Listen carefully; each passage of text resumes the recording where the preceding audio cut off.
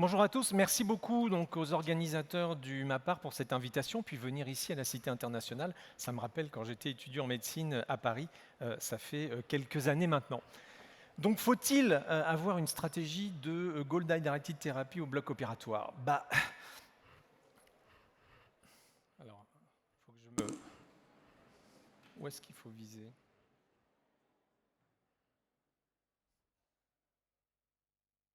Ah là, les diapos passent toutes seules en fait.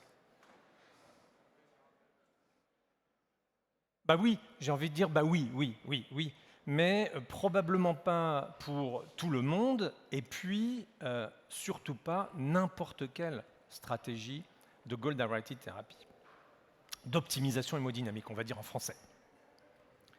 Bon, ça, ce sont mes liens d'intérêt globalement avec des systèmes de monitorage hémodynamique. Donc on va prendre le problème à l'envers et on va se poser la question, finalement, quel est le constat si on ne fait pas d'optimisation hémodynamique au bloc opératoire? Ça, c'est une toute petite série de 10 malades que j'ai prises dans le service. Ce sont des données personnelles, c'est de la chirurgie thoracique, d'exérèse pulmonaire pour cancer, donc lobectomie, bilobectomie. Grosse équipe, grosse expérience, grosse activité. Vous savez qu'on n'est jamais prophète en son village. Et donc, eh bien, à Lyon, ces malades-là, ils ne bénéficient pas en routine d'un monitorage du débit cardiaque, du volume d'éjection systolique. Fréquence cardiaque, pression artérielle, donc vous regardez, vous voyez, globalement, si on s'en tient à ça, on a envie de se dire, c'est pas mal, quoi. Les malades sont plutôt stables à la fin de l'intervention, tout va bien. Et puis j'avais mis en place un moniteur de débit cardiaque, c'était de la bioréactance, mais peu importe, et j'avais masqué le moniteur. Et quand on regarde les résultats sur le débit cardiaque, sur le volume d'éjection systolique, vous voyez que c'est peut-être pas si bien que ça.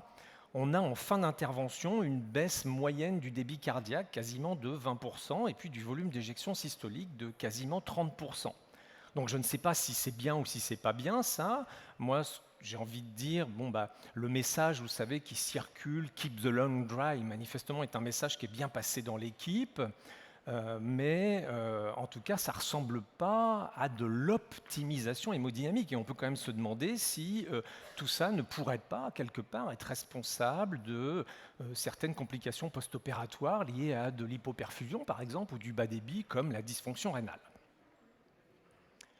Beaucoup plus large échelle, ça c'est un gros travail que Marc Lillo avait réalisé quand il était aux États-Unis lors de sa mobilité. Donc à chaque fois, c'est 2 hôpitaux universitaires américains, vous avez une série de cases mixtes. Alors on va prendre la colectomie par exemple, vous voyez. Et donc ce qu'on observe, c'est une variabilité invraisemblable des pratiques concernant donc l'hydratation, le remplissage au bloc opératoire. On va de programmes ou de stratégies extrêmement restrictives à des programmes qui sont quasiment des programmes d'inondation. Et tout ça dépend en fait essentiellement du docteur anesthésiste. On a du mal à croire, même si l'étude ne le dit pas, parce qu'elle n'était pas designée pour ça, on a du mal à croire quand même que cette variabilité immense des pratiques n'ait pas quelque part à un moment donné un impact quand même sur le pronostic des malades. Et ce qui est intéressant aussi dans cette étude, c'est que si vous regardez ici, vous voyez qu'ici, donc ça c'est de la prostatectomie, et c'est un des 2 hôpitaux universitaires. Et là, on a une variabilité qui est quand même globalement beaucoup moins importante que dans tous les autres cases mixtes. Et ce qui est intéressant, c'est que c'est l'hôpital et la procédure où il y avait dans l'équipe un protocole de remplissage vasculaire et d'optimisation du remplissage vasculaire au bloc opératoire. Comme quoi l'idée est que si on met en place un protocole de service, probablement qu'on réduit en partie la variabilité importante des pratiques et on a envie de dire que ça va quand même dans le bon sens. Alors les pratiques, elles ont évolué sur les dernières années. Vous avez probablement vu ce travail qui a été publié donc, en 2022 par l'équipe de Mathieu Legrand. Donc là, il y a plus de 32 000 malades, 26 hôpitaux universitaires nord-américains. Et vous voyez qu'il y a clairement une tendance significative à une diminution du remplissage vasculaire au bloc opératoire. On remplit de moins en moins. Et à l'inverse, on utilise de plus en plus les vasopresseurs, et Emmanuel Futi va en reparler tout à l'heure, et notamment, vous savez, ce qu'on appelle improprement la baby noradrénaline. Alors je ne sais pas si c'est bien, ça aussi, hein, c'est une tendance qui est très claire, je pense que vous l'avez observé vous-même. On ne monitore pas plus pour autant, hein, et on ne fait pas plus pour autant d'optimisation hémodynamique. Tout ça, la plupart du temps, se fait sans mesurer le volume d'éjection systolique et sans mesurer le débit cardiaque. Et donc on n'est pas très surpris finalement de se rendre compte que, eh bien, quand on fait comme ça, là, hein, qu'on fait ça un peu au doigt mouillé, j'ai envie de dire, eh bien, on a là une aggravation, une augmentation de l'incidence des dysfonctions rénales post-opératoires à peu près dans tous les sous-groupes de malades. Donc, ce n'est pas une petite affaire, en fait. Et c'est exactement ça ce qui se passe quand on ne fait pas d'optimisation hémodynamique, en particulier l'optimisation du remplissage. Et pour revenir au remplissage, ça fait quand même bientôt 20 ans hein, qu'on montre hein, cette courbe-là en U de Bellamy hein, qui nous dit que trop remplir, pas assez remplir, les deux en fait sont délétères, les deux sont associés à une augmentation de la morbidité post-opératoire chez les malades à risque, et qu'il y a à l'inverse ici, là, tout en bas de cette courbe en U, donc une petite zone qu'on peut qualifier, alors non pas de normovolémie, mais peut-être de volémie optimale, celle qui est associée à l'incidence la plus faible de complications post-opératoires. Et ce n'est pas seulement un concept, ça, la courbe en U, hein, ça a été vérifié, et je vous montre donc cette grosse étude rétrospective nord-américaine, vous voyez presque 85 000 colons, et eh bien, on retrouve donc cet aspect, que ce soit sur la durée de séjour à l'hôpital, comme un surrogate marqueur de morbidité globale, le coût total lié aux soins, les Américains sont toujours très soucieux de ça, ou des complications digestives post-opératoires, eh bien, les patients qui sont les moins remplis ou à l'inverse les plus remplis par rapport à ceux pour lesquels il y a une stratégie plus équilibrée, eh bien, sont aussi ceux donc, pour lesquels ça se passe le moins bien. Et tout ça, forcément, ça sort quand on parle evidence-based medicine, et je vous montre cette grosse méta-analyse. Il y en a plusieurs dans la littérature, hein, j'en ai au moins 2 autres en tête. Bon, je vous montre celle-ci. Donc, presque 100 études randomisées contrôlées, presque 12 000 patients. Eh bien, quand vous ne faites pas d'optimisation hémodynamique, en particulier donc, du remplissage vasculaire, eh bien, la mortalité est plus importante, la morbidité, notamment rénale, est plus importante, les durées de séjour à l'hôpital sont allongées. Et vous voyez en fait qu'il suffit d'optimiser 59 patients pour sauver une vie, ou 29 patients ici pour éviter une défaillance rénale post-opératoire. Donc en termes d'évidence, on est sur des choses qui sont robustes, hein, méta-analyse d'études randomisées contrôlées, ça marche. Donc oui à l'optimisation hémodynamique périopératoire, oui à l'optimisation du remplissage vasculaire périopératoire. Et une fois qu'on a dit ça, donc, comment je fais et à qui je propose ce genre de stratégie? Et là, je vais vous parler un petit peu donc, des toutes dernières recommandations formalisées d'experts de l'ASFAR, qui sont donc maintenant disponibles sur le site, que vous avez peut-être déjà téléchargé en PDF, et que j'avais présenté en avant-première à la ISFAR fin mars, et dont on va reparler au congrès de septembre. Donc, recommandations que j'ai eu le plaisir et l'honneur de coordonner avec tout un panel d'experts en hémodynamique, dont certains sont sur cette estrade, vous les reconnaissez, et en particulier le professeur Futier. Et je suis donc évidemment très curieux et très impatient d'entendre comment il va vous expliquer qu'il ne faut pas faire ce qu'il a écrit qu'il fallait faire dans les recommandations. Alors comment? Je reviens à la courbe en U, et vous le savez probablement, donc je ne traîne pas. Comment je fais pour mettre mon patient dans cette zone-là, ici, associée à l'incidence la plus faible de complications post-opératoires?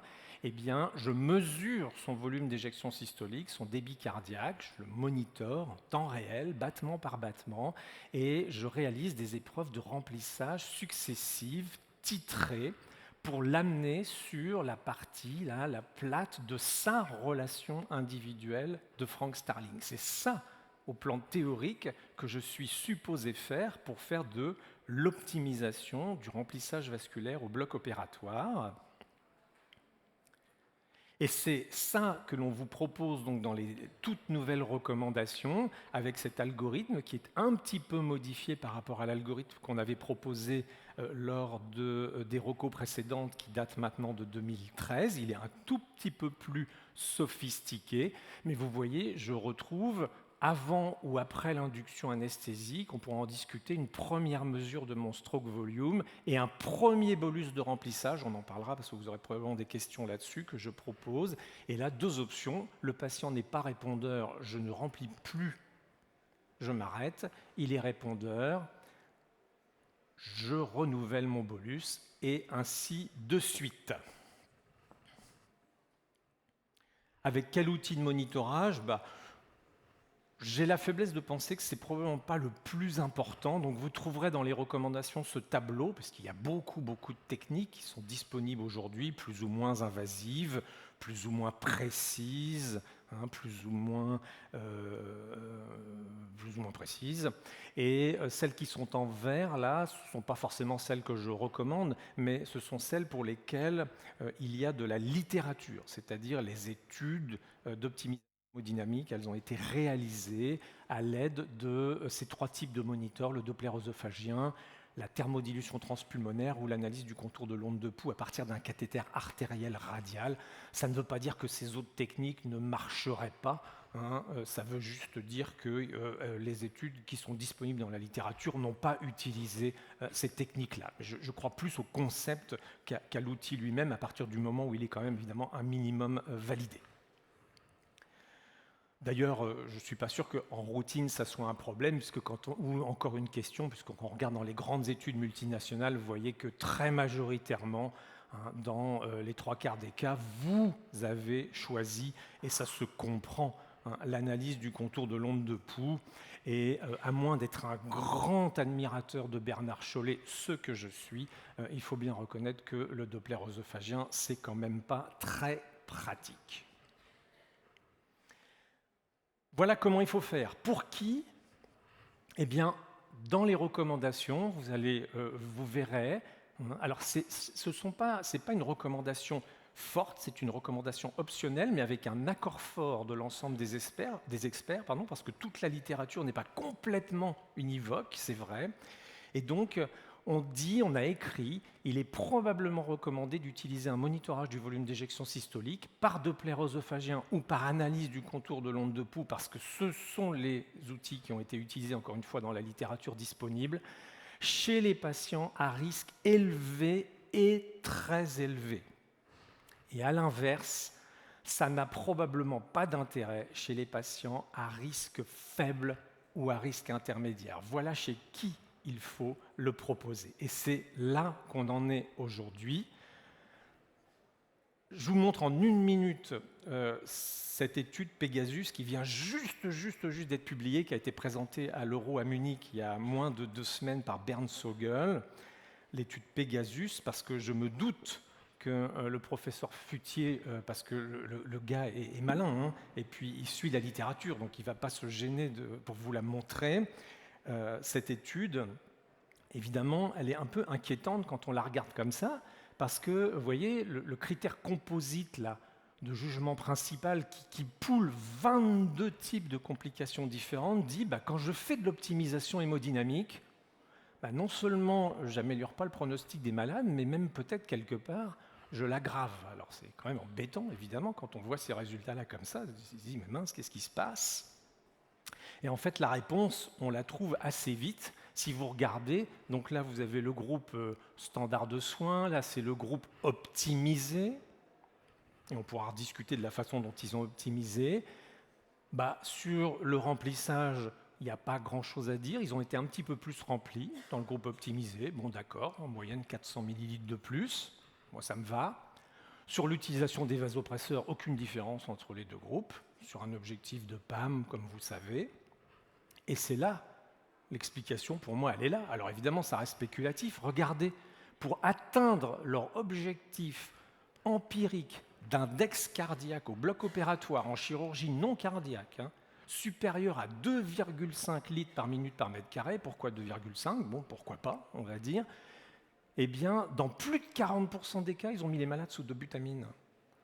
Qui fait ça ? Je veux dire, qui met 40% de ses patients sous dobutamine pour atteindre un objectif empirique, théorique d'index cardiaque, sans même s'assurer de savoir s'il est adapté aux besoins métaboliques du patient ou pas. Donc je pense que l'explication, elle est là, mais on pourra en rediscuter parce qu'on n'a pas beaucoup de temps. Donc mes messages clés, oui à l'optimisation hémodynamique chez le patient à risque élevé et très élevé, par le recours au monitorage continu du volume d'éjection systolique ou du débit cardiaque, et en utilisant l'algorithme d'optimisation des fluides que proposent les nouvelles recommandations de la SFAR. Et j'ai un dernier message clé. Méfiez-vous de ce gars-là. D'abord, comme vous voyez sur la diapo de gauche, il a de très mauvaises fréquentations. Et puis, franchement, mais ça n'a pas l'air de vouloir marcher. Qui peut prendre au sérieux ce qu'il dit ? Merci.